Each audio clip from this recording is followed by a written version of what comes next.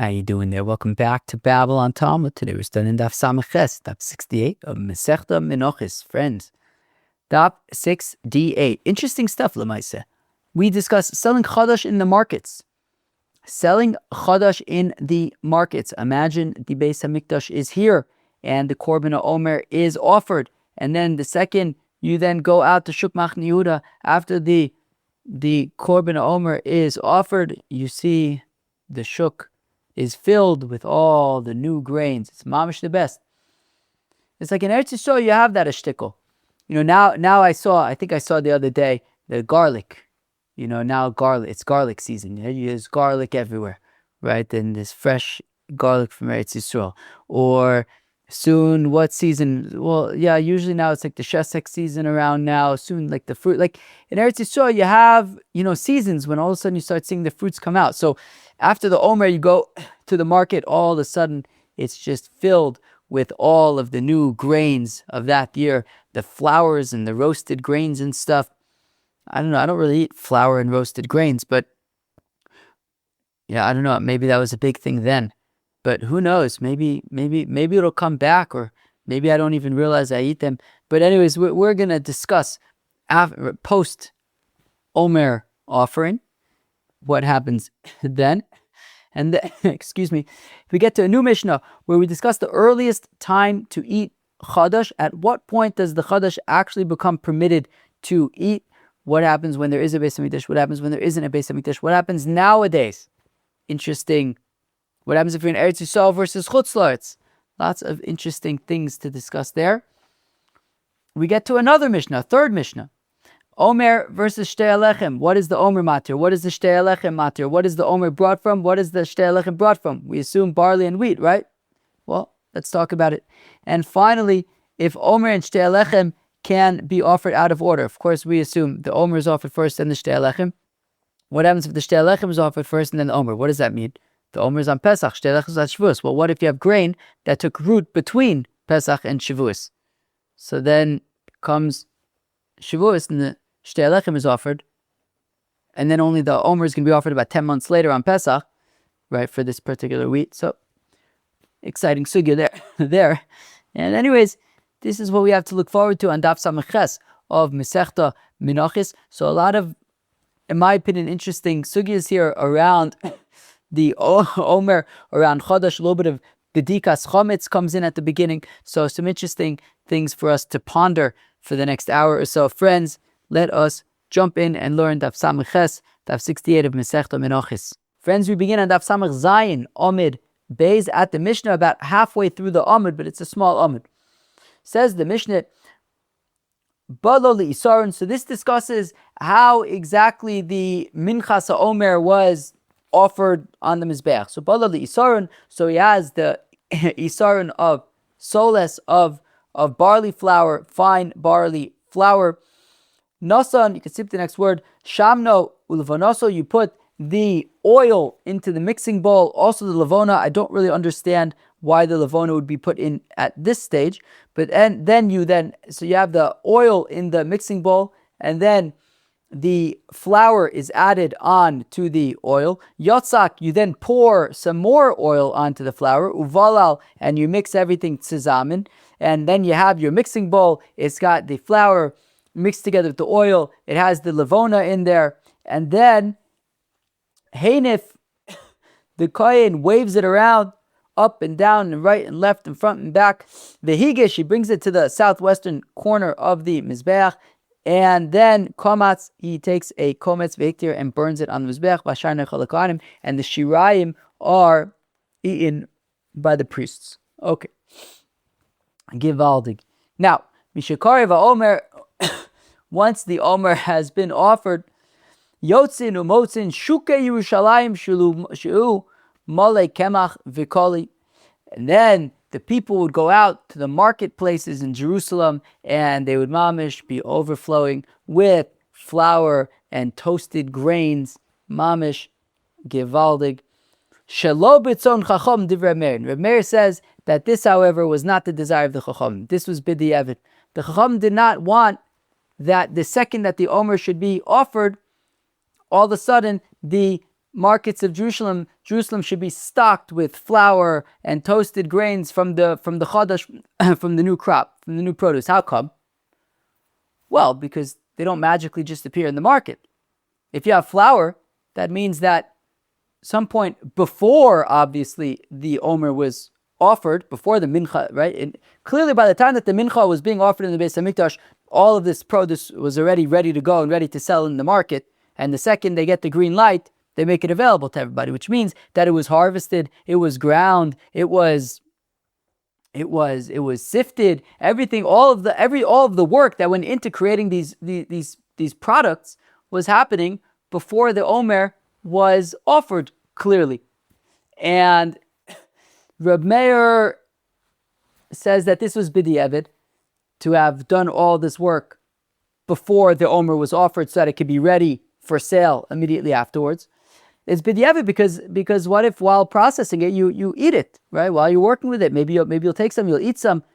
You'll be eating Chadash before the Omer. So Reb Meir's opinion is that once the Omer is offered, at that point we can start harvesting the Chadash and processing it. And sure, it'll take a little time, but at that point we can start working with the Chadash and start getting it to market. But anyways, even according to Reb Meir, it sounds like he does concede that the fact of the matter is that after the Omer was offered, the markets were already filled with all of the new grain, and people would be able to buy it, and it was givaldig. However, says Reb Meir that this really was b'di'evid because the Chacham did not want people interacting and working with the grain in order to make it flour, in order to make it toasted grain before the Omer was offered, which obviously was going to have to be done in order to have it ready for market immediately after the Omer was offered.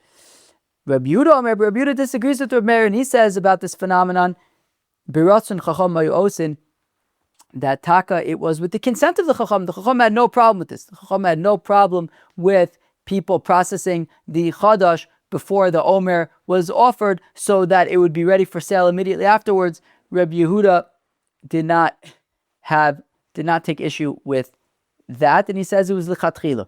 Now, says the Gemara, V'lo gazer Reb Yehuda doma'asi lemeichol minei. But one second. So in our Mishnah, Reb Meir is the one who's concerned, and Reb Yehuda is the one who's not concerned. Reb Meir said, well, both Reb Yehuda and Reb Meir acknowledged the fact that immediately after the Omer was offered, the markets were already overflowing with Chadash. They both acknowledge that fact. Reb Meir says it was b'di'evid. Reb Yehuda says it's lechatchila. Reb Yehuda is not concerned that while processing the grain in advance, before the Omer is offered, Reb Yehuda is not concerned that while processing it, people are going to be eating Chadash before the Omer is offered. He's not concerned. But one second, for a minute, but we have a Mishnah in Masechta Pesachim on Daf Yud that says, Rabbi Yehuda Omer says, Rabbi Yehuda, Bodkin, when do we do B'dikas Chometz? Imagine B'dikas, when's B'dikas Chometz? Sometime next week or something? Anyways, when do we do B'dikas Chometz? Or Arba Asar, the 13th at night, right? The night before the 14th. Uva Arba Asar, as well, Shachris. You could also do, so you do B'dikas Chometz the night between day 13 and 14, right? The night of the 14th. You could also do it the 14th of Nisan in the morning. Arba Asar Shachris, 14th of Nisan in the morning. Uva Shas Abir, the Shas Abir is the 6th hour of the day. So if we have, as an example, a day that starts at 6 a.m. and finishes and ends at 6 p.m., so 6 to 7 would be hour 1, 7 to 8 would be hour 2, 8 to 9 would be hour 3, 9 to 10 would be hour 4, 10 to 11 would be hour 5, 11 to 12 would be hour 6. So says Rabbi Yehuda, the final time to do B'dikas Chometz is until the end of the Zman Abir. The 6th hour is when you burn, it's the last chance to burn Chometz. And that's also your last chance to do B'dikas Chometz. After that, you can no longer do B'dikas Chometz because we're concerned, at that point, after 6 hours on Erev, right after noon in our example, on Erev Pesach, you're no longer allowed to eat Chometz. And we're concerned that if you do B'dikas Chometz after the Zman Abir, when you're not allowed to eat Chometz anymore, maybe you'll come, by doing bedikas chametz and looking for chametz, maybe you'll end up eating chametz. Rabbi Yehuda is concerned. And therefore he says the last time to do bedikas chametz is until the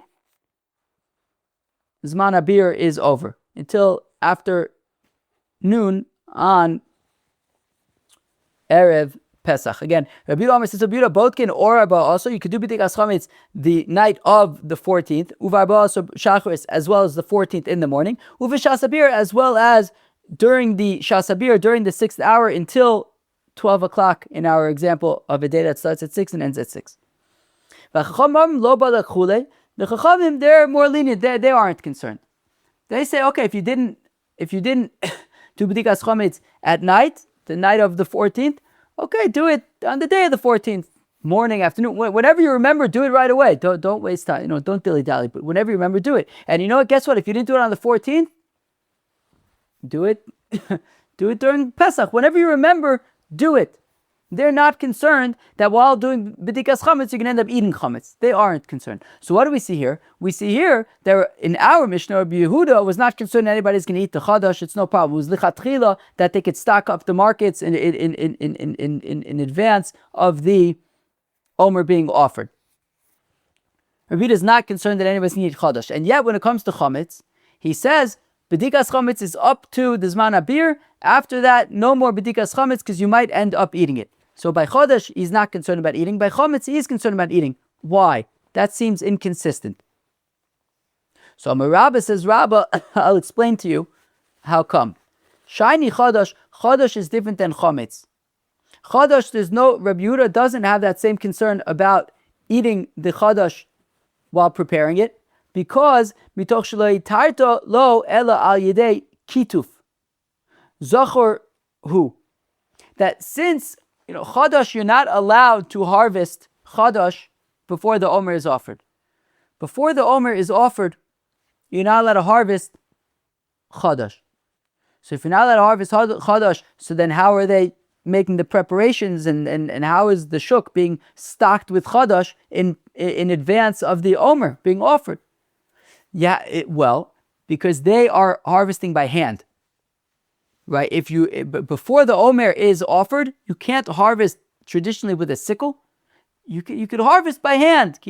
So in preparation for the day of the Omer, to stock up the shuk for that day, they would have to do everything by hand, which is they are toolless, and that is a constant reminder while they are harvesting that this is not regular grain, this is special, this is chadash, don't eat it. The fact that they have to harvest with their hands serves as a constant reminder as they are working with the produce not to eat it. Again, mitoch shelo itartalo ela aidei kituf, because since this produce that was then going to be sold in the markets immediately after the Omer is offered, since that produce was only allowed to be harvested by hand, so Zocher who, so during this very unique, exceptional way of harvesting, it is constantly reminding him that this is exceptional and don't eat it. Abaye says to Rabba, Tenach Kitzira, okay, that's all fine and good for harvesting, right? There are many steps to getting grain from stalk, from attached to the ground on a stalk to flour. There's the harvesting, sure, and that's by hand. But then you're going to grind it.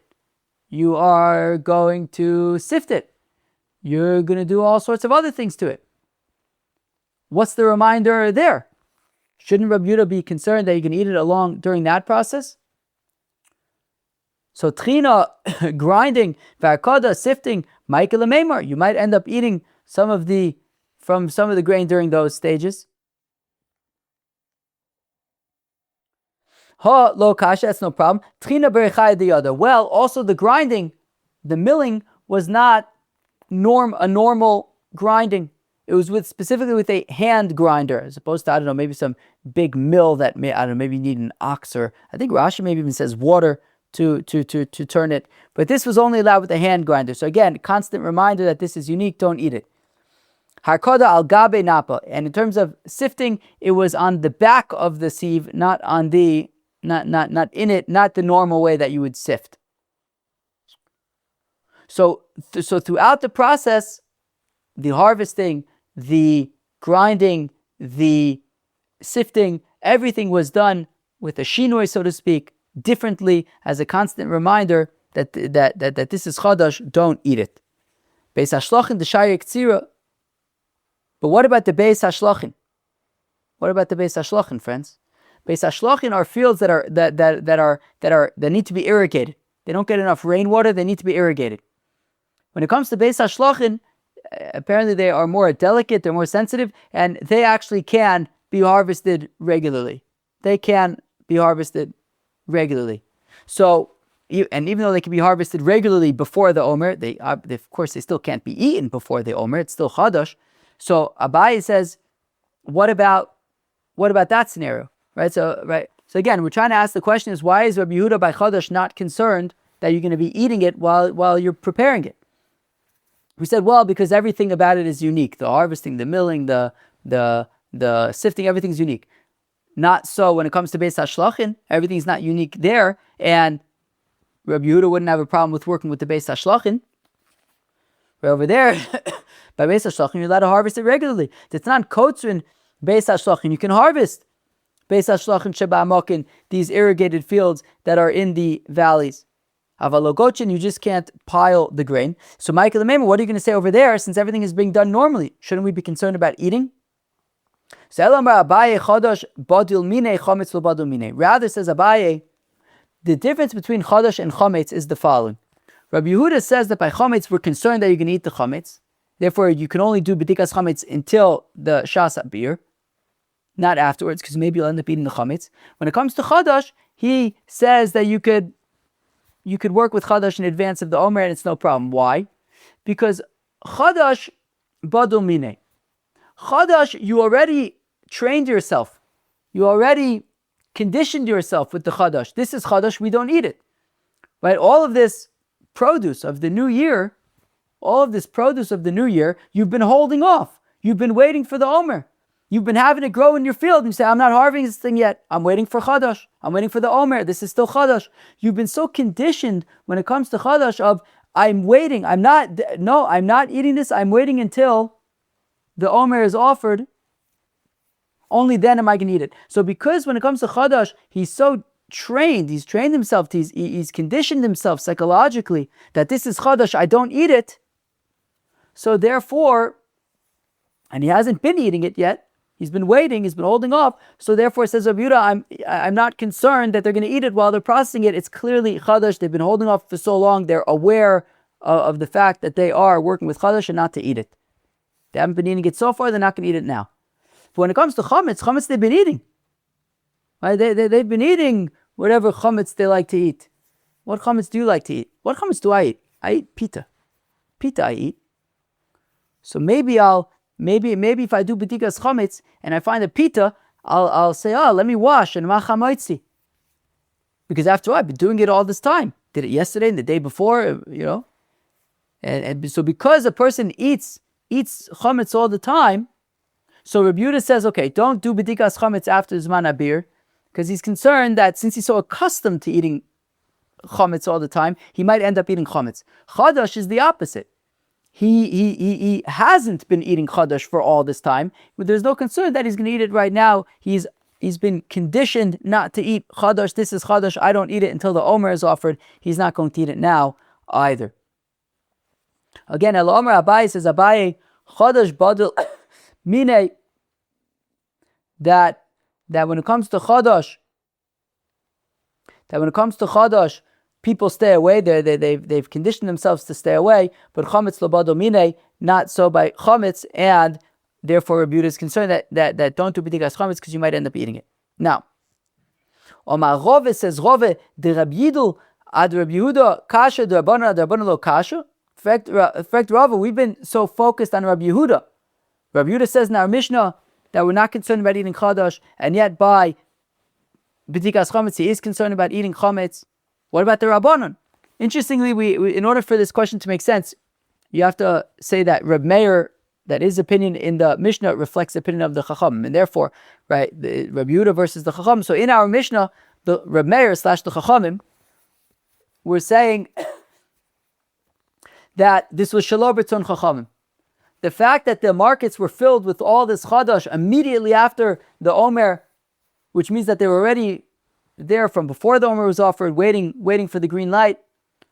The Chacham say this was b'di'evet. The rabbis were not thrilled that this was happening, and yet they say by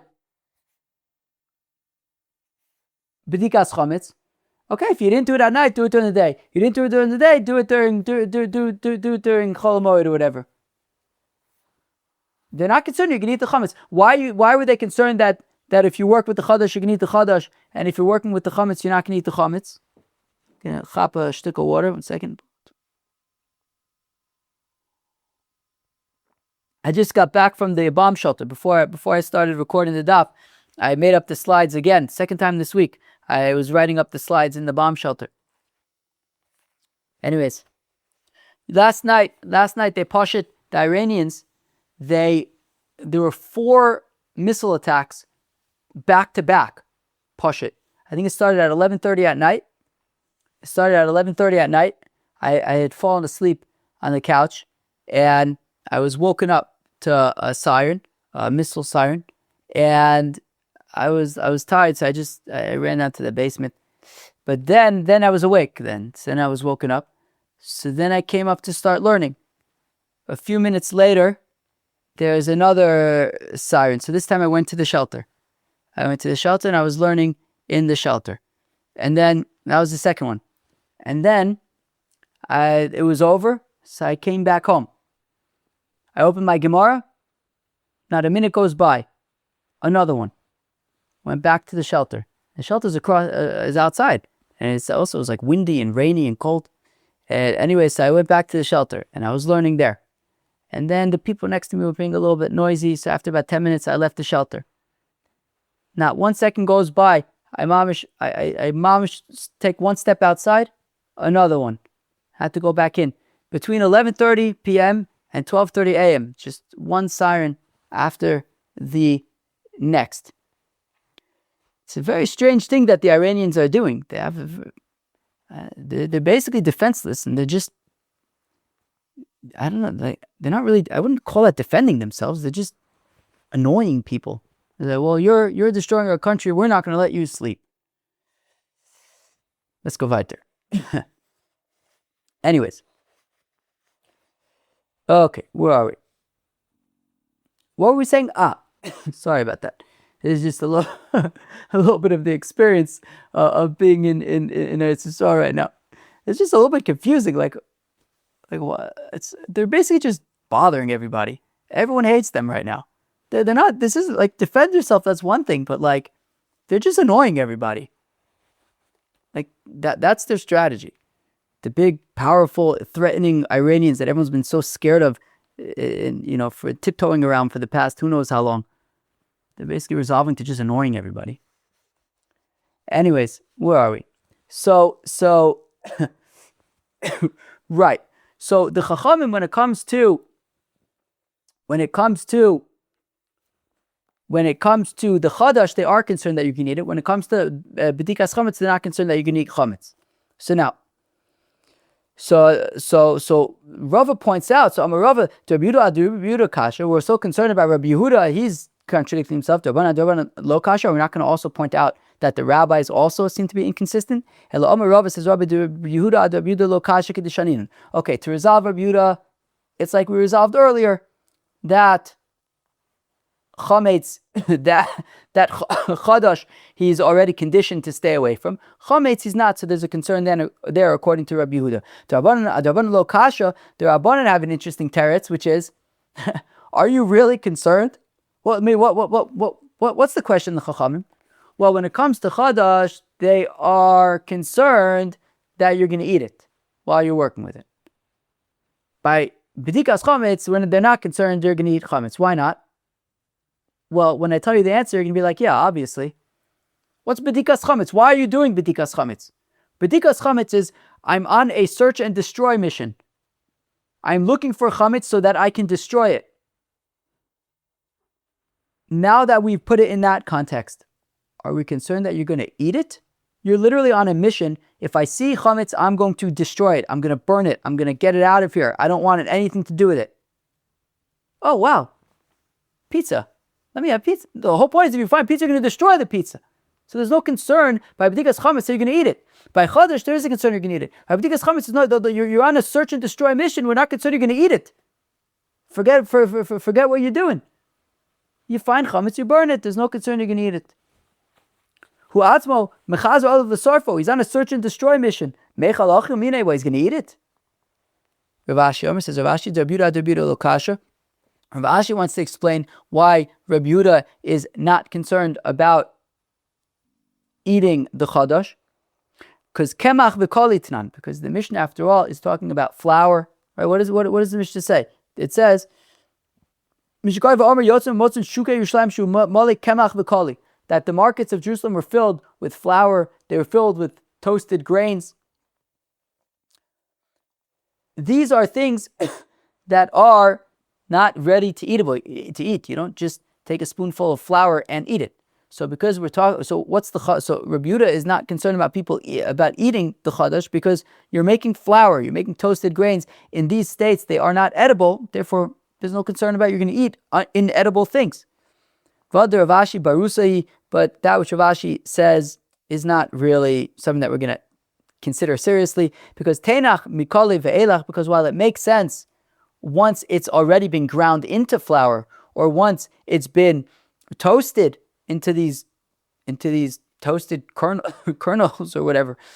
Ad kali Michael Meimar. But until that point, when you have the fresh kernels, I guess maybe you can eat it. I don't know. I don't usually work with fresh barley kernels, but I guess but anyways, if Rav Ashi's whole point is that we're talking about flour and toasted kernels, but that's the final product. What about along the way? There could be stages during which you might be tempted to eat it.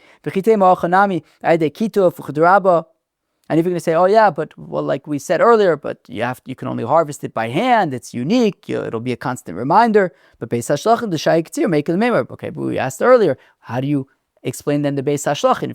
If you have grain that was harvested normally for a Beis Hashlachin, and you're going to make it into flour and toasted grain, but what about along the way? You might end up eating it. So Rav Ashi's argument that because we're talking about flour and toasted grain, you're not going to eat that stuff, but it doesn't answer. We don't have a good answer for you might eat it during the process though, along the way. Elad Rav Ashi Barusi, rather we don't consider Rav Ashi's opinion seriously. Okay, so that was the sugya of selling chadash in the markets immediately once the Omer has been offered. Friends, now we get up to the next section of today's daf and the next Mishnah of today's daf, which discusses the earliest time to eat chadash. Very interesting. So when it comes to chadash, so when do we have the green light? L'maisa, when do we have the green light to eat chadash? And in particular, or with a particular, something particular in particular to highlight is, what about nowadays, when there is no Beis Hamikdash and there is no Korban HaOmer being offered? Okay, excuse me. Says the Mishnah, Mishakarav HaOmer Hutar Chadash Miyad. Okay, once the Minchas HaOmer was offered, so then the Chadash was permitted immediately. Okay, so of course that was when the Beis Hamikdash was standing. When we had the Beis Hamikdash, so they would offer the Korban HaOmer, and immediately Chadash is allowed. Harechokim mutar michatzas hayem. People who are far away and don't know, right? Especially, nowadays we know everything, right? A missile is launched thousands of miles away in Iran, or hundreds of miles away, whatever it is, in Iran. We immediately know about it, and we can go and hide. Back then, a few kilometers away, in the Beis Hamikdash, they offer a korban. Who knows? You don't know about it. So when can you start eating chodesh? So michatzas hayom, already from noon, the 16th of Nisan on noon. At noon, you could already start eating chodesh. More on that at the end of the Mishnah.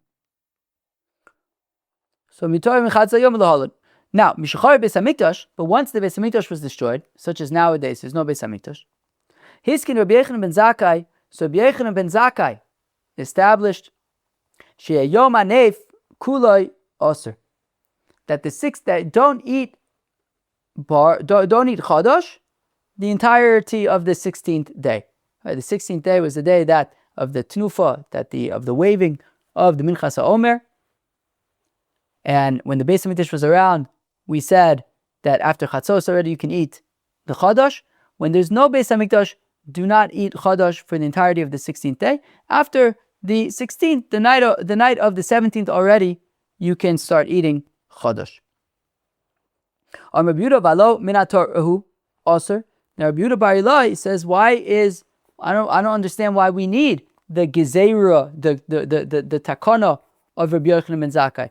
Midoraisa, we don't eat Chadash the entirety of the 16th day when there is no Beis HaMikdash. Shenemar, as the pasuk says, Ad etzem hayom hazeh. Right, what does the pasuk say? The pasuk says, V'lechem v'koli v'charmel lo sochelu. Don't eat any Chadash. Ad etzem hayom hazeh, till this day. Ad aviyachem, until you bring, as korban elokechem, until you bring the Omer. As we can see in the Gemara, right? So it says Ad aviyachem, until you offer the Omer, but it also says until this day. So we say, well, Ad aviyachem, when you bring the korban Omer, that's when there is a Beis Hamikdash. Ad etzem hayom hazeh is when there's no Beis Hamikdash. And ad v'ad bichlal, up to and including. So including the 16th day. So when there's no Beis Hamikdash, the entirety of the 16th day, according to Rabbi Yehuda, midoraisa, you don't yet eat Chadash.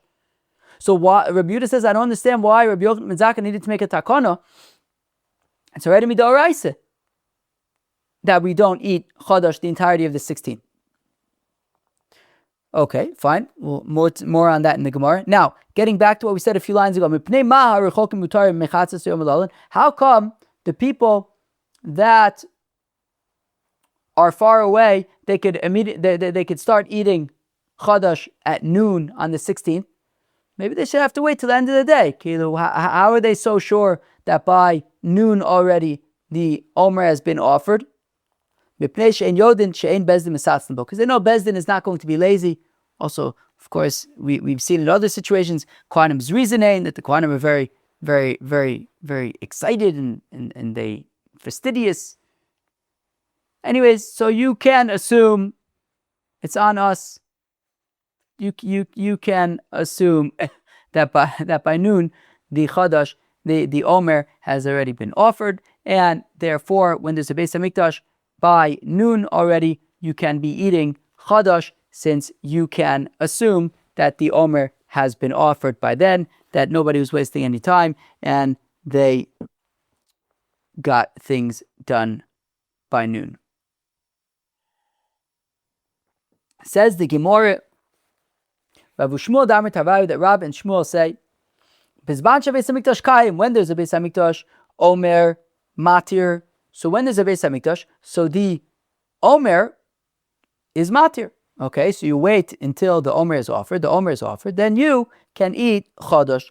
Bizman she'ein Beis Hamikdash Kayim, when there is no Beis Hamikdash, like nowadays, or at least last year there was no Beis Hamikdash. Hopefully this year there will be a Beis Hamikdash. So like last year, for example, so Heir Mizrach Matir, so from sunrise already, you're allowed to eat Chadash. My time, how come? Because as I pointed out, we have a pasuk that says, on the one hand it says in this pasuk, Ksiv ad haviachem. On the one hand, the pasuk says that you refrain from eating Chadash until you ad haviachem, until you offer the Korban Omer. But another pasuk says, ad etzem hayom hazeh, until this day, until the 16th day. When there's a Beis Hamikdash, it's ad haviachem. When there's a Beis Hamikdash, we refrain from eating Chadash until the Omer is offered. And when there is no Beis Hamikdash, so then it's ad etzem hayom hazeh, until this day, and they assume ad v'lo ad bichlal. So until the 16th, and not including, and therefore once already, ad etzem hayom hazeh, until this day, so not the night before, but ad etzem hayom hazeh, until this day, but ad v'lo ad bichlal comes sunrise, that is sufficient. You can now already eat Chadash. Rabbi Yochanan v'Shlakish damitavayu. Say Rabbi Yochanan v'Shlakish afilu bizman shebeis hamikdash kaim. They say Rabbi Yochanan v'Shlakish say something very interesting, which is even when there is a beis hamikdash, you want to know what? You don't technically need to wait until the korban Omer is offered. Heir mizrach matir. Even right, there is sunrise, you can already eat chadash. That not only when there's no beis hamikdash, but even when there is a beis hamikdash, technically speaking, you could already eat chadash from sunrise. V'yaksiv arav yachim. What about arav yachim? The pasuk says arav yachim. You wait until the mincha is offered, the omer is offered, the mitzvah. Ideally, yeah, it's true. Lichatchila arav yachim. That's true. Lichatchila, you should wait until the korban haomer is offered. But the Mishnah also says Mishakar va'omer huter chadash miyad. The Mishnah says that once the omer is offered, now chadash is permitted. The mitzvah, once again, yeah, lichatchila. You should wait until the omer is offered. The next Mishnah, which we're also going to learn today, says that once the omer was offered, so then Chadash was allowed outside of the Beis HaMikdash. V'shtei halechem, once the Shtei halechem was offered on Shavuos, B'Mikdash, the Chadash was now permitted in the Beis HaMikdash for Menachos. So we see that, right, HaOmer Hayamatir B'Medina, that it was the Omer that was Matir, not sunrise. L'mitzvah, once again, L'chatchila. We ask another question on Rav and Shmuel. Mishacharav Beis HaMikdash. Okay, let's forget about Rav and Shmuel for a second. It's a question on Rav and Shmuel, but let's put them aside to now so that we could focus on this next Gemara, and then we'll tie it back into Rav and Shmuel at the end. But let's rest our brains on this discussion now. The Mishnah had said that once the Beis Hamikdash was destroyed, Hiskin Rabbi Yochanan ben Zakkai sheyom hanev kulo aser. Rabbi Yochanan ben Zakkai made a takana. He made a takana. The takana was that now that there's no Beis Hamikdash, even though technically speaking, you could already eat Chadash from sunrise. When there's no Beis Hamikdash, you could already eat Chadash from sunrise. However, he made a takana, wait until the night. Don't eat Chadash the entirety of the 16th day. The question is, why did he have to make that takana? Why? Why did he make that takana? What was the point of that takana? If, when there's no Beis Hamikdash, you're already allowed to eat Chadash from sunrise, so there's no Beis Hamikdash. Let's eat Chadash from sunrise. Why did Rabbi Yochanan ben Zakkai feel the need to make a takana, wait until the end of the day? My time, how come? I'll tell you how come. Or right, this is we're saying, well, probably this is the reason. This is probably the reason.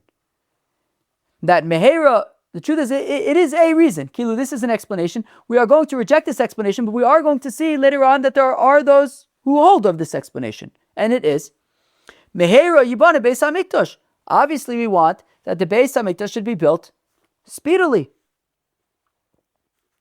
V'yomru, and what's going to happen? There'll be a mess.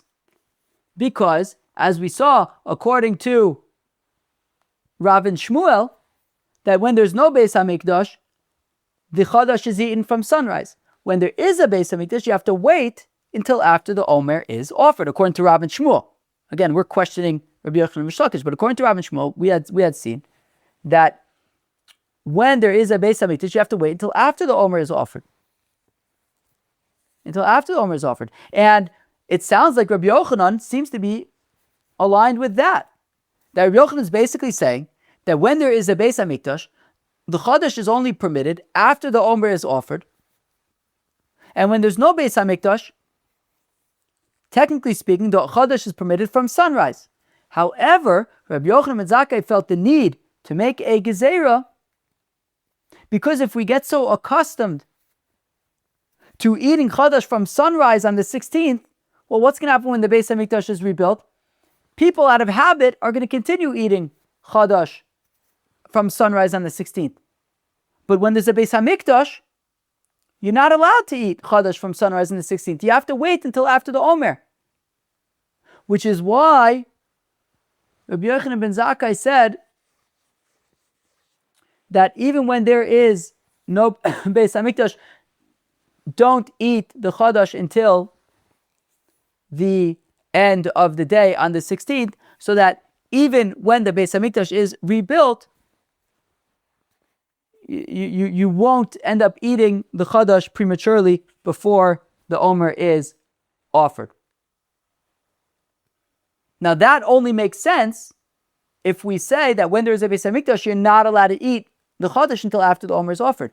But if it's like Rabbi Yochanan and Rish Lakish are saying, that even when there is a Beis Hamikdash, you could technically already eat Chadash from sunrise, well then why does Rabbi Yochanan and Zaka need to make this Gezerah? Kilu, worst comes to worst, right? Meaning, worst comes to worst, don't make the Gezerah. And now there's no Beis Hamikdash, you can eat Chadash from sunrise. And even if there is a Beis Hamikdash, and lichatchila you should wait till after the Omer is offered. Worst comes to worst, somebody eats from sunrise, but technically speaking, according to Rabbi Yochanan and Rish Lakish, that's also Mikra Din okay. So why is Rabbi Yochanan, why did he feel the need to make a Gezerah? Because what about when the Beis Hamikdash comes? When the Beis Hamikdash comes, we'll wait until after the Omer. And what if somebody was in the habit of eating from sunrise? Technically speaking, according to Rabbi Yochanan and Rish Lakish, that would also be okay. So why was the need for the Gezerah then? There's only the fact that there was a need for Rabbi Yochanan ben Zakkai to make a Gezerah nowadays and say don't eat the Chadash for the entirety of the 16th day. It's because out of concern that the Beis Hamikdash is going to be rebuilt b'meir v'yameinu, and then we're going to have to wait until after the Omer is offered, and therefore he wanted to avoid any mistakes for when that happens. And hopefully, I think maybe Rabbi Yochanan ben Zakkai was hoping that it wouldn't take 2,000 years for the Beis Hamikdash to come back again. But anyways, fine. So my time, how come Rabbi Yochanan ben Zakkai needed to make that Gezerah? Because Meheira Yibara Beis Hamikdash, the Beis Hamikdash should be rebuilt speedily in our days. V'yomru, and what will end up happening is that if throughout the exile, the Yidden got accustomed to eating Chadash already from sunrise on the 16th, V'yomru ishtakid milo achalnu behari mizrach, will say, right, last year I remember the 16th, sunrise, we were already allowed to finally eat the Chadash, the new grain.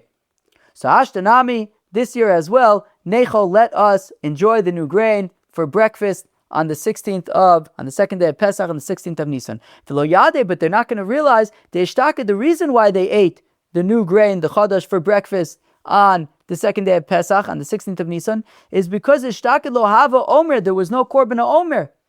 Heir Mizrach Matir, and therefore from sunrise is already permitted. But now the concern is that now that there's a Beis Hamikdash, the Ika Omer, that there's the Minchas Omer Matir. It's the Omer that is Matir, the Chadash. Now, Isaka Daitich, but if it's like Rabbi Yochanan and Rish Lakish are saying, Le Mitzvah, that no, the fact of the matter is that even when there is a Beis Hamikdash, it's just Lichatchila that you should wait until after the Omer is offered.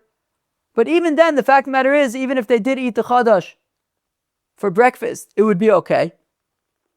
Mishum Mitzvah, out of concern that maybe people are not going to do Lichatchila when the Beis Hamikdash is rebuilt. Leikum v'ligzor, he should make a Gezerah for the entirety of the exile, when there isn't even a concern of anybody violating potentially any mitzvah d'oraisa when the Beis Hamikdash is rebuilt. Okay, worst comes to worst, Beis Hamikdash is rebuilt. Meaning, best comes to best, Beis Hamikdash is rebuilt. But after that, worst comes to worst, somebody will eat Chadash for breakfast. But nish gefährlich, if you say that you could already by sunrise. So Omer of Nachum by Yitzchak, look. Okay. Rabbi Yochanan and Rish Lakish maintain, of course, that Chadash is allowed to be enjoyed from sunrise, whether there's a Beis Hamikdash, whether there's no Beis Hamikdash. Then what was Rabbi Yochanan's Gezerah all about? If you're allowed to eat even when there's a Beis Hamikdash from sunrise, why do you need to make the Gezerah? Because the fact of the matter is, Rabbi Yochanan ben Zakkai wasn't actually making a Gezerah. He actually held, like Rabbi Yehuda, that when it says Be'ed ad etzem hayom hazeh, he actually held that, yes, when there is a Beis Hamikdash, you only eat the Chadash after the Omer. When there's no Beis Hamikdash, we said that, right? So it says Ad V'yachim is when there's a Beis Hamikdash. Ad Etzem Hayom Hazeh is when there's no Beis Hamikdash. And he actually holds like Rabbi Yehuda that Ad Etzem Hayom Hazeh, Ad V'ad Bichlal, you have to wait until after the 16th of Nisan. So he didn't actually make a Gezerah. We're going to ask, well, then what does it mean he made a gezerah? Fact of the matter is, he did not actually make a gezerah. When it says that Rabbi Yochanan ben Zakkai made a gezerah after the destruction of the Beis Hamikdash, that you wait until after the 16th to eat the Chadash, it wasn't actually a gezerah. Rabbi Yochanan be'etzim said, he paskined after the Beis Hamikdash was destroyed, that now because the pasuk says ad etzem hayom hazeh and ad ve'ad bichlal, don't eat Chadash until after the 16th of Nisan. Rav Nachman bar Yitzchak says, Rav Nachman bar Yitzchak, Rabbi Yochanan ben Zakkai b'shitas Rabbi Yehuda Amra. That Rabbi Yochanan ben Zakkai wasn't actually making a takana, he was actually paskening, like Rabbi Yehuda says, that at etzem yom hazeh, you're not allowed to eat Chadash until after day 16. The Omer min Torah also, that means the Oraisa, when there's no Beis Hamikdash, it's also to eat Chadash until the night of the 16th, until night following the 16th. Shenemar, as the pasuk says, ad etzem yom hazeh, ad itzumo shayom, until the 16th. Because ad va'ad bichlal, that when it says ad etzem yom hazeh, it means including the 16th. Do not eat Chadash until after the 16th. So therefore, if you're going to ask a question on Rabbi Yochanan Rish Lakish based on the takana of Rabbi Yochanan ben Zakkai, Rabbi Yochanan ben Zakkai, the fact of the matter was not takana. The fact of the matter is, it was not a takana. He pashut held that when there's no Beis Hamikdash, that you have to wait. And he held like Rabbi Yehuda holds that you have to wait until after the 16th. But how could it be that Rabbi Yochanan ben Zakkai holds like Rabbi Yehuda? Rabbi Yehuda argues on Rabbi Yochanan ben Zakkai in the Mishnah. It's not that we learned in our Mishnah. That once the Beis Hamikdash was destroyed, Hiskin Rabbi Yochanan ben Zakkai sheyom hanev kulo also. That Rabbi Yochanan ben Zakkai made a takana. That's what the Mishnah says. He made a takana that the 16th is entirely also for Chadash. Rabbi Yehuda, Rabbi Yehuda argued on Rabbi Yochanan ben Zakkai. He says, "V'alo min Torah hu aser." Why is Rabbi Yochanan ben Zakkai making a takana about this? It's mida oraisa that you're not allowed to eat Chadash the entirety of the 16th. The Pasuk says, "Ad etzem hayom hazeh," and ad va'ad bichlal, you're not allowed to eat until after the 16th. So the Gemara answers, no. The fact of the matter is, Rabbi Yochanan ben Zakkai does agree with how Rabbi Yehuda learns. Remember, Rabbi Yehuda was several generations afterwards, right? Rabbi Yehuda's Rebbe was Rabbi Kiva, whose Rebbeim were Rabbi Eliezer and Rabbi Yeshua, who were students of Rabbi Yochanan ben Zakkai, right? So Rabbi Yochanan ben Zakkai was earlier. So Rabbi Yochanan ben Zakkai is not holding like Rabbi Yehuda. Rabbi Yehuda wasn't born yet. But the point is that they are consistent with each other. That when there's no Beis Hamikdash, mida oraisa, you don't eat Chadash until after the 16th. But it was Rabbi Yehuda, when Rabbi Yehuda argues against Rabbi Yochanan ben Zakkai in the Mishnah, it was him who was making the mistake. Rabbi Yehuda misunderstood when he says, wait, Rabbi Yochanan ben Zakkai, why did he make a takana? It's mida oraisa. Rabbi Yehuda, I guess understandably, misunderstood Rabbi Yochanan ben Zakkai. He understood Rabbi Yochanan ben Zakkai to be saying it's mida rabbanan, which is quite understandable because it says that he made a takana. But anyways, who saw Rabbi Yochanan ben Zakkai mida rabbanan kamar v'loi mida oraisa kamar? Rabbi Yehuda thought that Rabbi Yochanan ben Zakkai was saying that when there's no Beis Hamikdash, mida rabbanan, he made a gezerah de rabbanan that you're not allowed to eat Chadash until after the 16th. But that's not true. The fact of the matter is, Rabbi Yochanan ben Zakkai says, "Sana takana, it's mida oraisa." V'hiskin katani. What about the fact that he says he made a takana? Ma'iskin darash beiskin. No, it doesn't mean that he made a takana like a takana derabanan. He darshan the pasuk of ad etzem hayom hazeh ad va'ad bichlal that darash v'hiskin. He darshan the pasuk that it means that you're not allowed to eat Chadash until after the 16th v'hiskin, and therefore he paskined that way and says, now that there's no Beis Hamikdash, therefore we have to follow ad etzem hayom hazeh ad va'ad bichlal. You're not allowed to eat Chadash until after the 16th. Okay, givaldik. We've seen some very interesting things up until now since the Mishnah. Let me chap a shluck of water. What have we seen so far in the Gemara? We've seen the opinion of Rav and Shmuel, who say that when there's a Beis Hamikdash, Chadash is only mutter after the Omer. When there's no Beis Hamikdash, it's permitted from sunrise. So Rabbi Yochanan Rish Lakish, who says that whether there's a Beis Hamikdash, whether there's no Beis Hamikdash, the Chadash is mutter from sunrise. Now, we've also seen Rabbi Yochanan ben Zakkai, who says that there's a takana, right, that midar rabbanon. Nowadays, we don't eat Chadash until after the 16th. Really, midaraisa, you can eat Chadash from sunrise. But Rabbi Yochanan ben Zakkai made a takana not to eat Chadash nowadays until the end of the 16th. But we also saw another way of understanding Rabbi Yochanan ben Zakkai,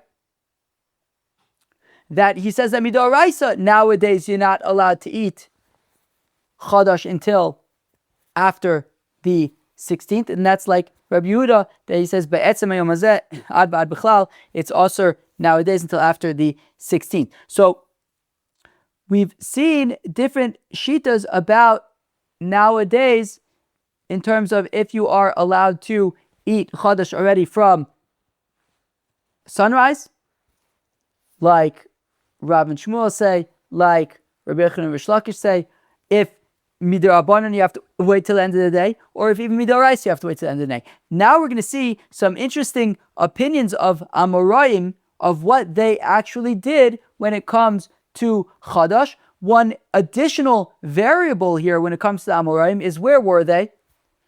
These were Amoraim that were in Babble. Babel's Chutz La'aretz. In Chutz La'aretz, they would keep 2 days of Yom Tov.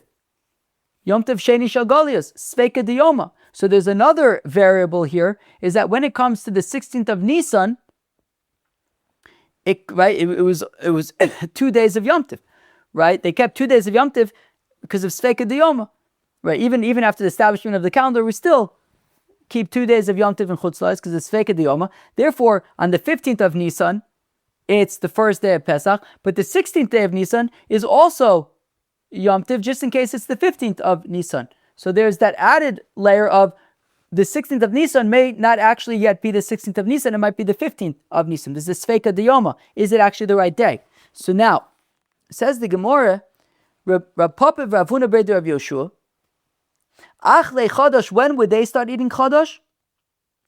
Be'orta Deshitzer Nagi Shivser. So they would start eating Chadash on the night between the 16th and 17th of Nisan. The reason is Kasabri Chadash b'chutz la'aretz derabanan, because they held that Chadash in chutz la'aretz is only midirabanan.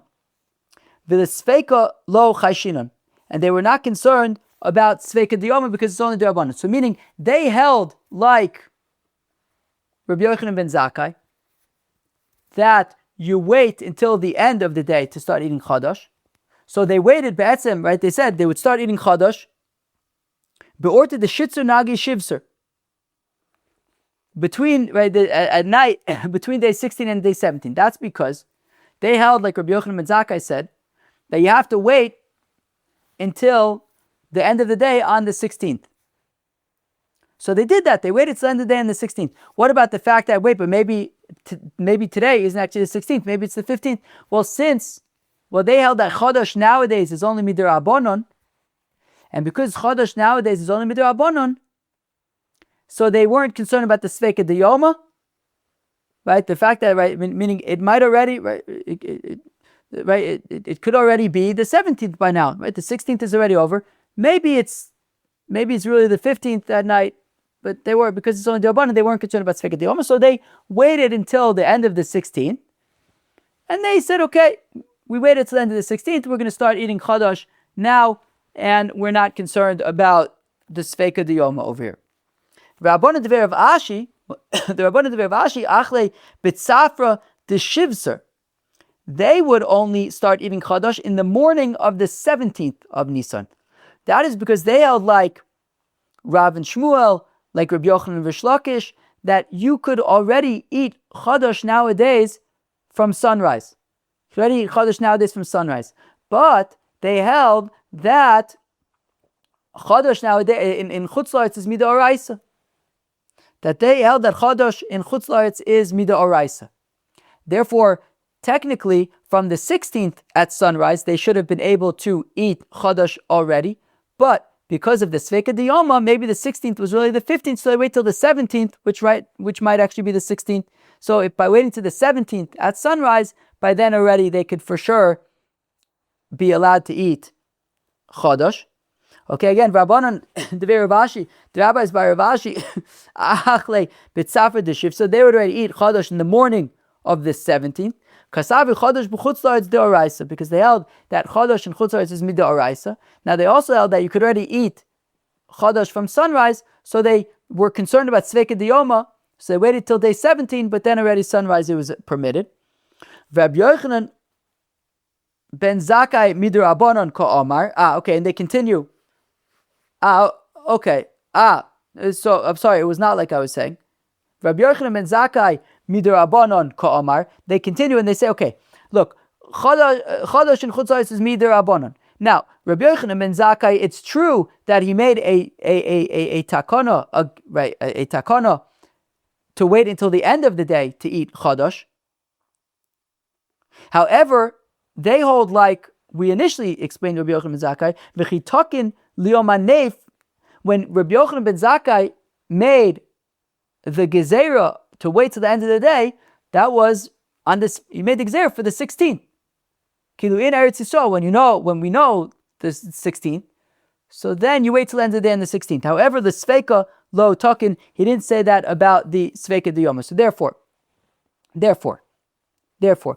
the rabbis by Rav Ashi again, they say that Chadash, they held that Chadash and Chutz La'aretz is midoraisa. So we do have to be concerned about the Sveka Diyoma. Okay, so they do have to be concerned that day 16th is really day 15. So they waited till day 17. However, what about the takana of Rabbi Yochanan ben Zakkai to wait till the end of the day? So maybe they should wait till the end of day 17. They say, well, the takana of Rabbi Yochanan ben Zakkai, right? They say Rabbi Yochanan ben Zakkai was ultimately a takana that really make her a din from sunrise you can already eat. And the takana of Rabbi Yochanan ben Zakkai is when you know for sure it's day 16. But when it's day 17 already and it's Sveka Diyoma, maybe it's day 16, the Rabbi Yochanan ben Zakkai's gezerah would not apply there, and therefore you could already eat from sunrise. So again, therefore they said that because of Sveka Diyoma, Rabbi Yochanan ben Zakkai's gezerah does not apply. Therefore, you could already eat Chadash from sunrise. Now, because Chadash is midoraisa, they were concerned that maybe day 16th is really day 15, so they waited till day 17, but from sunrise already on day 17, that is enough. They didn't need to wait till the end of the day on day 17. And now, finally, Ravina says, Ravina, Amrli aim, that my mother said to me, Avuch, that your father, lo ava achil chadash, ele be'orta de shivser, nagi tamneser, to savel karbuda, v'chayish le sveka. Says Ravina that his mother told him that his father would be the most machmir, which is that he would wait until the night between day 17 and day 18, right?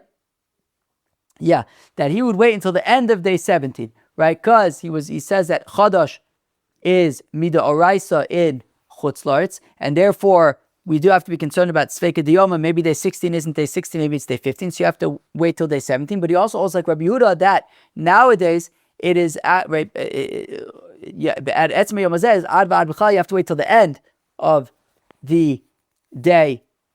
When there's no Beis HaMikdash, you have to wait till the end of the day of the 16th, and since Chadash is midoraisa in Chutz La'aretz, and there is the Sveka Diyoma of, we don't know, is day 16, maybe it's day 15, so you have to wait till day 17, and also Rabbi Yehuda, they have to wait till the end of day 17, so he would wait, well, you have to wait till the end of day 16 when there's no Beis HaMikdash, but because in Chutz La'aretz it's Sveka Diyoma, so he would wait till the end of the day 17th before he would eat Chadash. Wow. So we saw a few different opinions there. We saw Rav Papa and Rav Huna bar Yoshua who waited just until the end of the 16th because they said that Chadash in Chutz La'aretz is only midirabanan. So therefore they weren't too concerned about Sveka Diyoma. They waited till the end of day 16 and then they ate Chadash.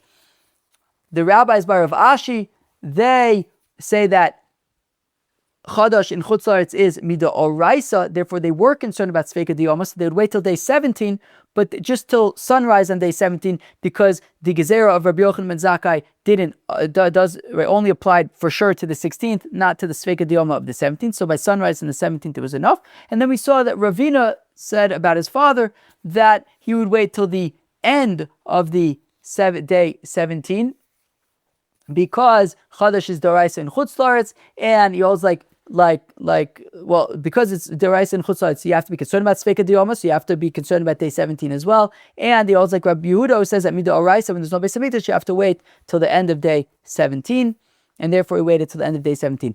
Cheva, the Shulchan Aruch paskins like the most stringent of the opinions, like the opinion of Ravina, and he says that in Chutz La'aretz you wait to eat Chadash until after day 17. In Eretz Yisrael, you can already eat Chadash after day 16.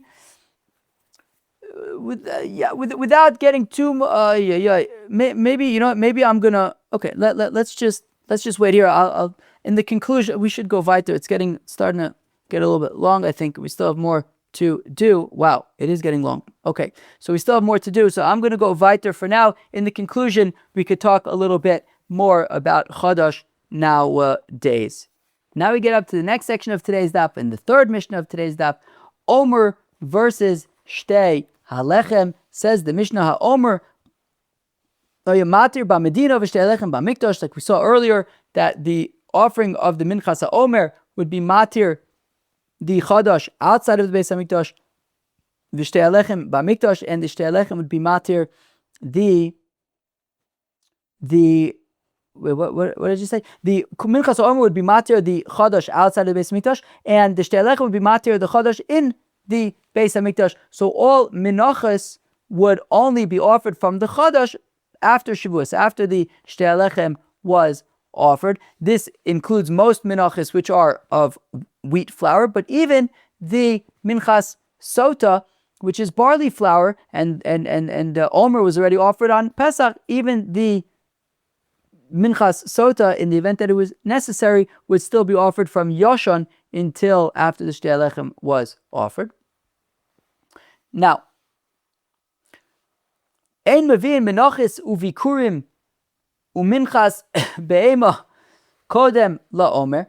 We don't bring menachos from the Chadash, or bikurim, or minchas behema, right? Minchas nisachim from the Chadash kodem laOmer, before the Omer.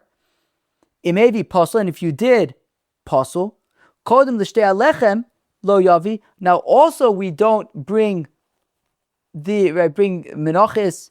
So it's just a question about bikurim, but let's say menachos from Chadash before the shtei halechem is offered, of course.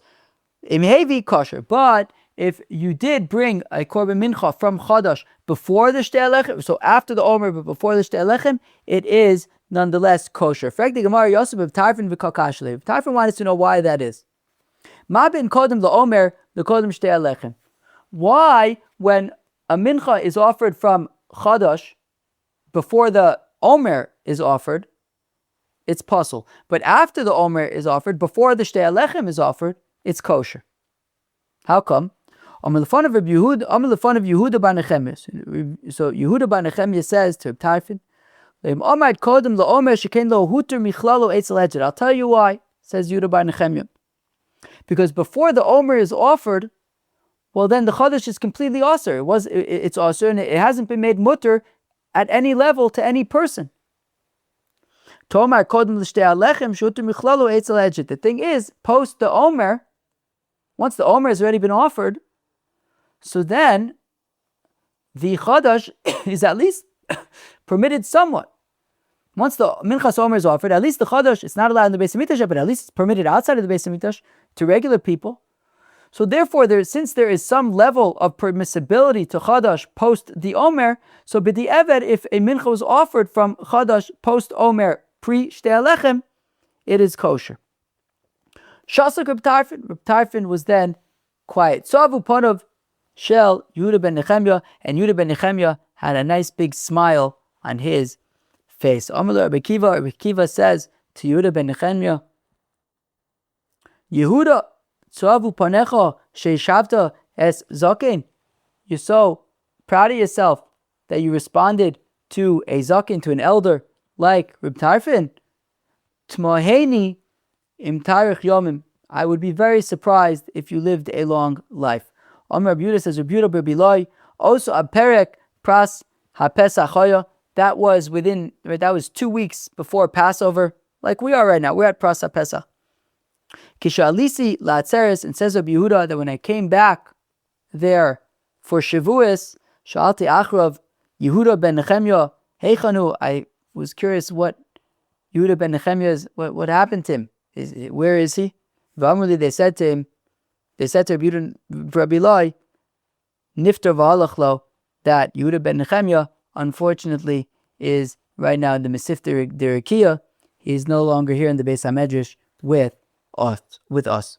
Amar Rav Nachman bar Yitzchak, says Rav Nachman bar Yitzchak, the Divrei Yehuda ben Nechemya, Nisachim Bikurim, She'akrivam, Kodem L'Omer, Ksherin. So says Rav Nachman bar Yitzchak that based on this theory of Yehuda ben Nechemya, that if you have something that is permitted, so then it is kosher as part of a korban. Meaning, Yehuda ben Nechemya said that a mincha that's brought from Chadash is also before the Omer, but after the Omer, before Shtei halechem, is mutter, because since it's permitted to regular people. So therefore, if you bring nisuch hayayin from wine, even before the Omer, now the Omer, Chadash, applies to the 5 grains: wheat, barley, spelt, oat, and rye.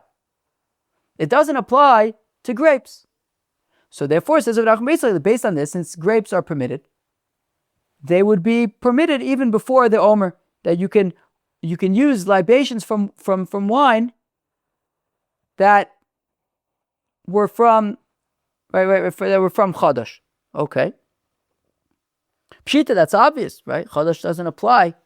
The Omer isn't shaykh to grapes. I may have thought, Hasam hu dehuter michlalo eitzel hedget. Well, I may have thought that, well, you see, the reason why Yehuda ben Nechemya said that the menachos from Chadash post Omer pre Shtei halechem is permitted is because they went through a process of becoming mutter already, right? They went through a process of being osir before the Omer and then becoming mutter lejotis after the Omer. Aval hacha delo hutru michlalo lo. But I may have thought that by wine they were just kind of always mutter. They never became mutter. So maybe before the Omer is offered, they would not be allowed because they never became mutter. So kol shekinacha kol shekinacha tlu itzer klal, to which the Gemara, to which we say that no, certainly in this case where they never were also, the grapes never were also, I never had a havmina to say that they should be also, certainly they would be allowed to be offered as nisuch hayayin before the Omer, and that would be A-OK. And finally, if Omer and Shtei halechem can be offered out of order. In fact, the Gemara by Roman bar Chama asks, Shtei halechem ma'oshiatiru shelo kisidron. Can Shtei halechem be matir out of order? Hey Chidami, what does this mean? Kigon, for example, Dezar inu bein ha'omer l'shtei halechem. Well, what if you have produce that was planted and took root? So we'll use as an example, we'll call this in Iyar, right? Nisan is when Pesach is, and when the Omer is offered in Nisan. And then comes the month of Iyar, and the month of Sivan is Shavuos, and that's when the Shtei halechem is offered. So this produce took root in Iyar, in between the Omer and the Shtei halechem. So v'cholef alayu Shtei halechem, and then came Shavuos, and the Shtei halechem was offered. The Omer, and then 10 months later comes Pesach. You now have the Korban HaOmer. So can this grain now, right? Let's say it's wheat. Can this wheat now be offered in the Beis Mikdash? Right? Normally, of course, you'd have to wait. Right? Normally, if you have wheat, that is Chadash. So you have the Omer, the Korban HaOmer is offered, and then the Shtei halechem are offered, and now this wheat is permitted to be used in the Beis Mikdash. But what if the wheat took root in Iyar, in between the Omer and the Shtei halechem, and then comes Shavuos, and it experienced, right, we had the Shtei halechem, and then 10 months later is Pesach, and the Omer is offered? Can this grain finally be used now in the Beis HaMikdash for Menachos, or does it have to wait till the next Shtei halechem is offered, so that you had the Omer followed by the Shtei halechem?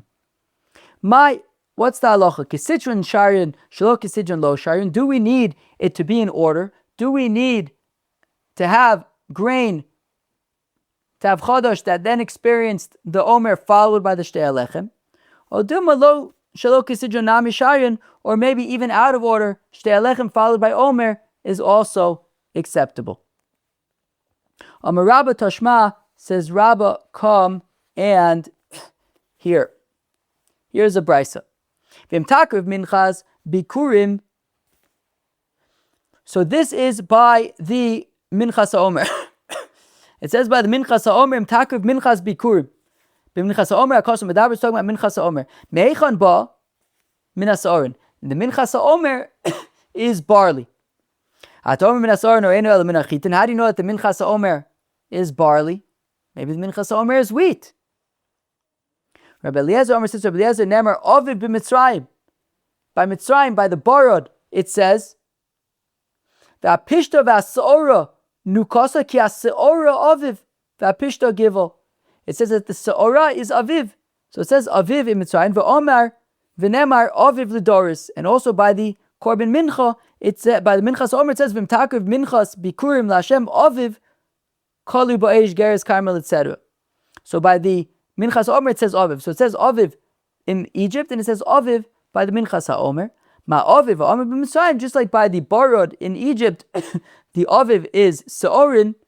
So af aviv ha'omer l'doris, also the aviv by the Minchas HaOmer, we're talking about se'orin. So we're talking about barley. That is how Rabbi Eliezer learns that we're talking about barley. Rabbi Kiva Omer says, Rabbi Kiva, matzinu yochid shemevi chovaso menachitin. We find an individual brings an obligatory mincha of wheat, that is a minchas chote, which is wheat flour. V'chovaso menasarin, and a minchas sota is an obligatory mincha brought from barley. So we have individual obligatory minchas from wheat and from barley. V'tzibor shemevin chovaso menachitin, and we also have an example of the tzibor bringing an obligatory mincha from wheat, the Shtei halechem. So we must therefore also have, for consistency, an obligatory public offering of barley. What is that? That's the minchas haomer, mevin chavasu min hasorin. So therefore, the communal required core mincha of the minchas haomer is therefore also, for consistency, going to be barley. Ve'im ata omer ba menachitin. If you say that the minchas haomer is wheat, lo matzinu tzibor shemevi chavas min hasorin, then we will not have a different example for a communal mincha of barley. Therefore, it must be that the omer is fills that description of the communal offering of barley. Okay. Now, Dover Acher, here's where the proof comes from. Remember, what's our question? The question is, if you have wheat, let's say wheat, if you had wheat that took root in Iyar, between the Omer and the Shtei halechem, and it took root in Iyar, and then there was the Shtei halechem, followed by the Omer, does it now become permitted? So, Dover Acher, im ata Omer ba minachitin. And alternatively, I'll prove to you that the minchas haomer must be barley, because if you say that it is wheat, well, ein shtei halechem bikurim. You see, it says bikurim by the minchas haomer, and it says bikurim by the shtei halechem.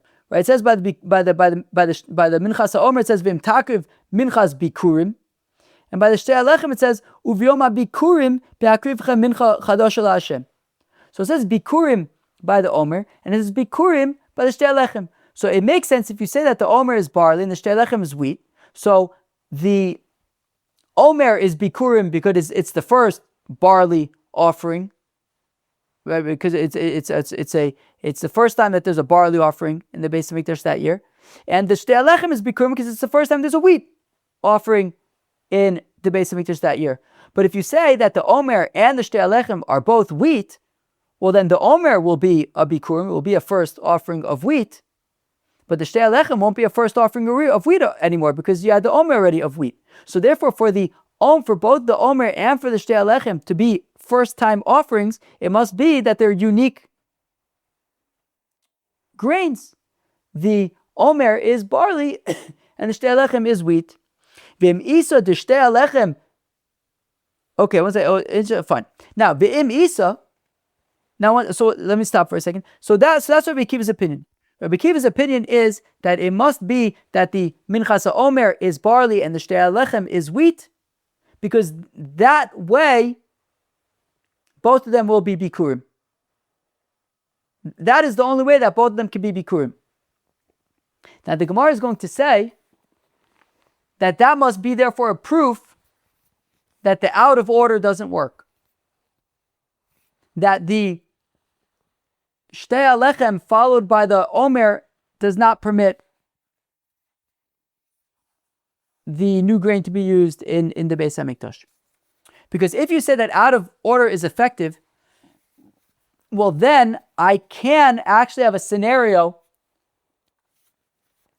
where, because again, Rabbi Akiva's whole proof is that the Omer must be barley and the Shtei halechem must be wheat, because that's the only way that they could both be bikurim.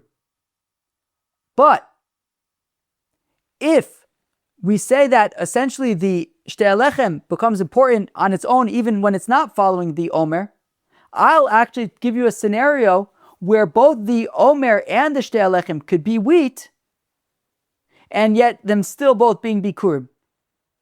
But from the fact that Rabbi Akiva says that in order for them to both be bikurim, the Omer has to be barley and the Shtei halechem has to be wheat, clearly then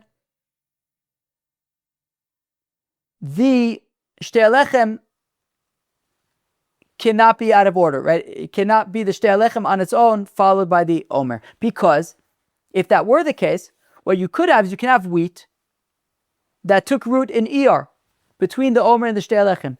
And you could have other wheat that took root in Tammuz, after the Shtei halechem. And then what you have is, comes Pesach 10 months later, and it comes time for the Omer. Which wheat are you going to use? You'll use the wheat from Iyar that took root before the Shtei halechem, that already experienced the Shtei halechem. Therefore, that puts it kind of in its own category, because the Shtei halechem on its own is significant. And you can offer that wheat as the Korban Omer, and that will be bikurim for that wheat. With that wheat. And then comes the Shtei halechem, and you'll use the wheat from Tammuz, which hadn't yet experienced any Shtei halechem or anything like that, and that was its own category of wheat, and you'll offer that for the Shtei halechem, and that will be the first offering with that wheat, the post Shtei halechem wheat, the Tammuz wheat. So if you say that essentially the Shtei halechem could be out of order and is significant even when it doesn't follow the Omer, even on its own, well then I can have a scenario where both the Omer and the Shtei halechem are offered from wheat, and yet they're both bikurim. When we're talking about wheat that took root in Iyar and wheat that took root in Tammuz. But Rabbi Akiva says that the fact that they both need to be, that both the Omer and Shtei halechem need to be bikurim, means that they can't both be wheat. Therefore, also means that the Shtei halechem must be following the Omer and is insignificant, out of order. It's complicated. And if you're going to say that Shtei halechem even out of order is significant, well then I actually could have a scenario where both the Omer and Shtei halechem are wheat, and yet they're still both bikurim.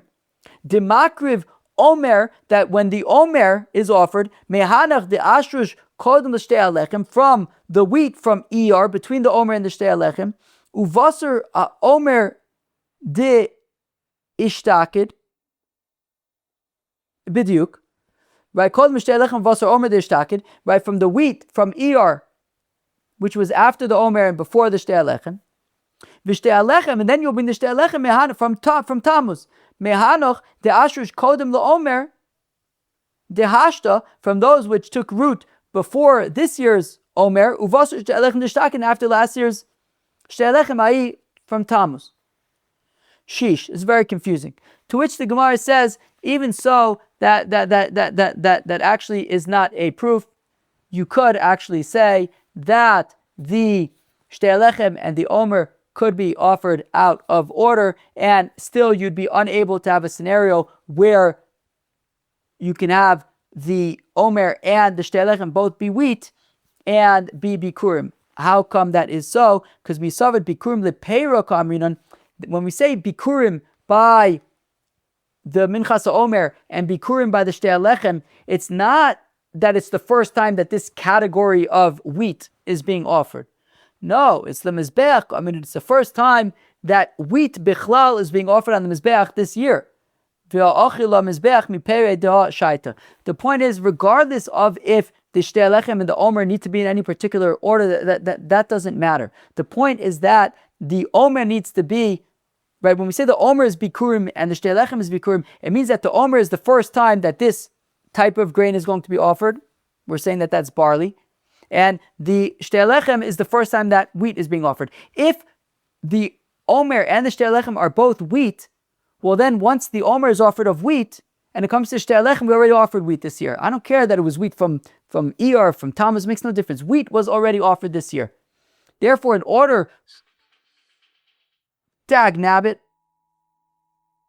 there is, do you hear that? Damn it. Okay. Okay, well, it's just in time. We're basically done here. Oh, dagnabbit. Anyways, where are we? Let's wrap up over here. Anyways, so that's just the warning. I'm probably not going to make it though. Anyways, let's go weiter. Hopefully I won't blow up. Okay. So the where were we? We were so therefore, in order for I kind of lost my focus there. Okay. Anyways, where were we? That the wheat, in order for, right, so if the Omer was wheat and the Shtei halechem is wheat, so then they won't both be bikurim because wheat has already been offered this year. Anyways, it has no bearing on whether the Shtei halechem and Omer could be offered out of order. Sheesh. Friends, that got pretty complicated. How big is this? This is a long daf, right? It's already an hour, 25 minutes. Sheesh. Chaver, that was daf, I can't even see anymore right now. That was daf Samach Ches of Masechta Menachos. Chaver, on daf Samach Ches of Masechta Menachos. Wait, did I? One second. On daf Samach Ches of Masechta Menachos, we learned about selling Chadash in the markets. We learned about selling Chadash in the markets, right? After the Omer was offered, so immediately the markets of Jerusalem would be filled with Chadash. And Rab Yehuda's opinion was that immediately after the Omer is offered, you would have the Chadash in the markets, and that was completely fine. Rab Meir says that it shouldn't immediately be offered. I mean, the fact of the matter is that the markets were already filled with Chadash, but it was Bidi Evet. It shouldn't really be done that way. We did compare that to Bedikas Chametz, however, where Rabbi Yehuda is concerned that you might end up eating Chametz on Pesach, and that is because by Chametz, you are accustomed to eating Chametz throughout the year, so he's concerned about eating Chametz on Pesach. By Chadash, you are accustomed to not eating the Chadash and to staying away till after the Omer, and you're not going to eat the Chadash while preparing it for the market. Reb Meir is concerned about eating the Chadash, but he's not concerned about eating Chametz, since you are ultimately doing B'dikas Chametz in order to get rid of the Chametz. You're not going to then eat the Chametz. When it comes to the earliest time to eat Chadash, so when there was the Beis Hamikdash, Rav and Shmuel say after the Omer is offered, that's when you can eat the Chadash. Reb Yochanan and Rish Lakish say that you could already eat, when there's a Beis Hamikdash, you could already eat from sunrise already. You can already eat the Chadash. When there's no Beis Hamikdash, Rav, Shmuel, Rabbi Yochanan, Rish Lakish say you could already eat from sunrise. Rabbi Yehuda had said you have to wait till the end of the day, Mida Oraisa. Rabbi Yochanan ben Zakkai said you have to wait till the end of the day. It's a question of if that's Exer D'Rabbanan or if that is Mida Oraisa.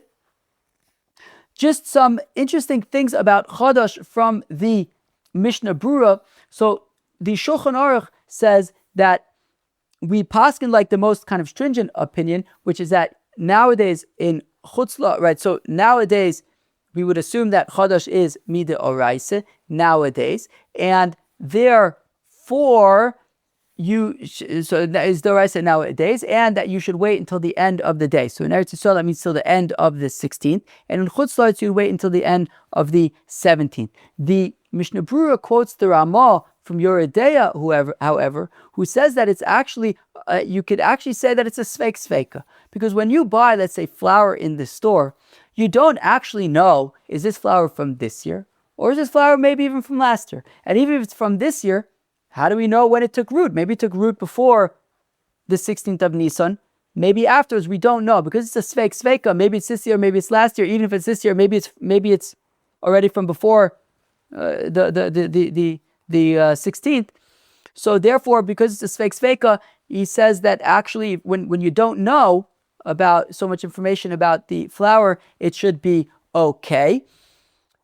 He then quotes that people tend to not be makbid on Chadash, but he says, and he gives some reasons to kind of defend them, which don't necessarily apply to Eretz Yisrael necessarily, but he makes it clear that really you should try to be makbid for, try to make sure, Chadash is a mitzvah d'oraisa, and you should really, be makbid on it.